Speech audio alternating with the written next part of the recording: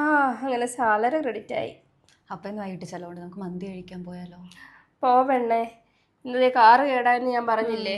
ഇന്നലെ രാവിലെ എഴുന്നേറ്റ് നോക്കിയപ്പോൾ ഫ്രിഡ്ജും കേട്. അയ്യോ. അപ്പോൾ കിട്ടിയ പൈസ മുഴുവൻ ഇനി അതിനേ ഉള്ളു. മന്തി പോയിട്ട് ചോറ് തന്നെ നേരാവണ്ണം കഴിക്കാൻ പറ്റുമോ? ശരി ചേച്ചി, ഞാനും എപ്പോഴും ആലോചിക്കാറുണ്ട്, സാലറി അങ്ങോട്ട് ക്രെഡിറ്റ് ആകുന്നത് മാത്രം ഓർമ്മയുണ്ട്, കയ്യിൽ നിന്ന് മൊത്തം പോകും.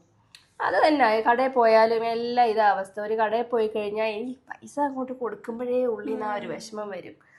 എന്താണോ ഇങ്ങനെ? നമുക്ക് മാത്രമേ ഉള്ളൂ ചേച്ചി ഇങ്ങനെ, അതോ എല്ലാവർക്കും ഉണ്ടോ? എല്ലാവർക്കും എങ്ങനെ ആയിരിക്കും? ഈ കുട്ടികളുടെ രണ്ടുപേരുടെയും സാഹചര്യം നിങ്ങളുടെ ജീവിതവുമായിട്ട് ഭയങ്കരമായിട്ട് കണക്റ്റഡ് ആയിരിക്കും അല്ലേ? ഒരാൾക്ക് സാലറി വരുമ്പോൾ മുഖത്തൊരു സന്തോഷം പോലും ഇല്ല. ആ പൈസ എങ്ങനെ വരുമ്പോൾ അതെങ്ങനെ ചിലവാകുന്നു എന്നോർത്താണ് ആൾ സങ്കടപ്പെടുന്നത്. ചിലപ്പോൾ നിങ്ങളും അങ്ങനെ തന്നെ ആവാം. നമുക്ക് പൈസ വരുമ്പോൾ അതിനേക്കാട്ടിൽ ഇരട്ടി ചിലവുകൾ ഉണ്ടെങ്കിൽ നമ്മളൊരു കാര്യം മനസ്സിലാക്കേണ്ടതാണ്, മണി എനർജിയുമായിട്ടുള്ള നമ്മുടെ സബ് കോൺഷ്യസ് ബ്ലോക്കേജ് ആണത്.